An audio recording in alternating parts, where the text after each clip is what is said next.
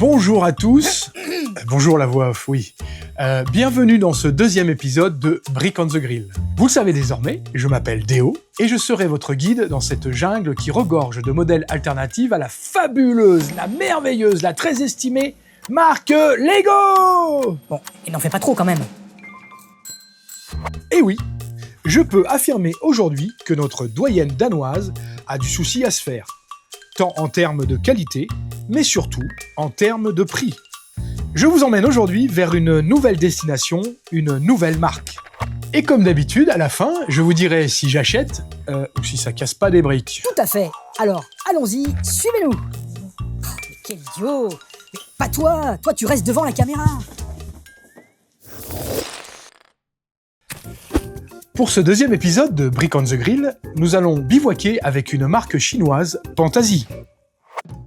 Pantasy veut dire littéralement « jugez-le comme tel ». Sous-entendu, c'est en construisant nos sets que vous verrez la qualité. Et entre Pantasy et Fantasy, il n'y a qu'une lettre. La particularité de cette marque, c'est qu'elle a bien retenu la principale force marketing de Lego, les licences.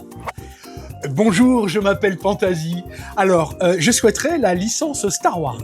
Ça va pas être possible. Je vais prendre Harry Potter alors. Non, ça c'est pris aussi. Non plus. La Formule 1 Non. D'accord. Mario Bros, c'est chinois, ça je peux. D'abord c'est japonais, et puis ensuite, non. Mais qu'est-ce qui me reste alors?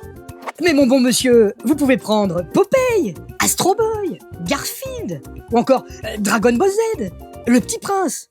Mais surtout, vous pouvez aussi prendre Sherlock Holmes. C'est aussi ça, Pantasy.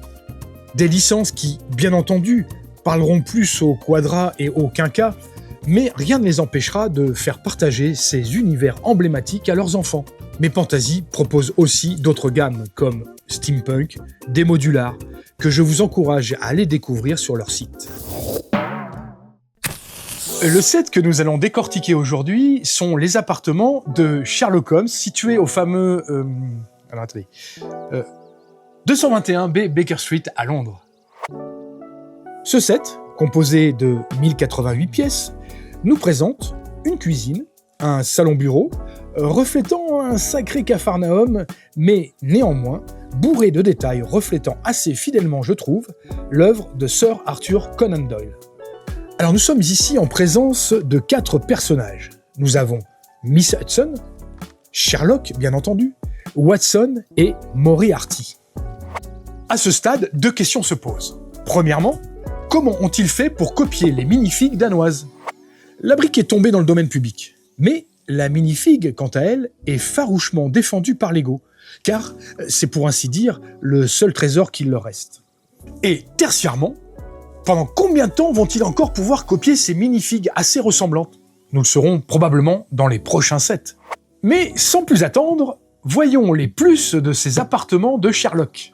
Nous sommes ici en présence d'un set très détaillé, pour une licence emblématique peu représentée dans l'univers de la brique. Même si une rumeur dit que Lego pourrait sortir un set Sherlock Holmes. Les personnages, nous l'avons vu, sont quasiment identiques aux minifigs Lego. Et pour finir, à toi de jouer la voix off. Pas de stickers. Ce qui est une autre caractéristique de la marque. À noter que si vous commandez sur le site de Pantasy, il n'y aura pas de frais de port. Vous pouvez espérer une livraison entre 7 et 15 jours. Mais je vous donne une petite astuce. Si vous le commandez sur un site tel que Amazon ou chez mes amis de bluesbrickstore.fr, vous pouvez réduire le délai de livraison. Voilà pour les points positifs de ce set. Et maintenant tout de suite, les petits moins de ce modèle. Parlons de la taille, que je trouve un peu petite. La cuisine est carrément rikiki. On aurait aimé un set un peu plus imposant. Il mesure seulement 36 cm de long, 20 cm de large et 10 cm de haut. Même si la notice est présente dans la boîte, sa version PDF n'est pas directement accessible sur leur site. En effet, il faut envoyer un mail et 2 jours après seulement, nous recevons la notice. Et pour finir, le prix. 82,06 € hors promotion. Pour 1088 pièces. Soit 0,075 centimes par pièce. Mais en faisant quelques recherches, on le trouve à 53 € sur Amazon.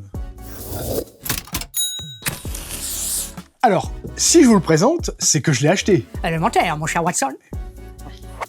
Même si cette marque a des atouts certains, je trouve ce set un peu cher pour l'ensemble présenté. Alors, à 53 € sur Amazon, on se pose pas de questions. Par contre, à 82 €, je ne vous le conseille pas. Qu'est-ce que t'en penses, toi, la voix off? Trop cher. Bon, on va pas se le cacher, des produits Sherlock Holmes, il y en a très peu sur le marché de la brique. Mais, pour ce prix-là, on peut quand même trouver des sets estampillés Lego. Voilà les amis, cet épisode de Brick on the Grill est déjà terminé. N'hésitez pas à partager, à liker et à activer la cloche pour ne rien rater des prochains épisodes de Brick on the Grill. Et moi, je vous donne rendez-vous dans l'épisode 3 et surtout, d'ici là, ne marchez pas pieds nus dans la chambre de vos enfants. Ciao la voix off, ciao les amis.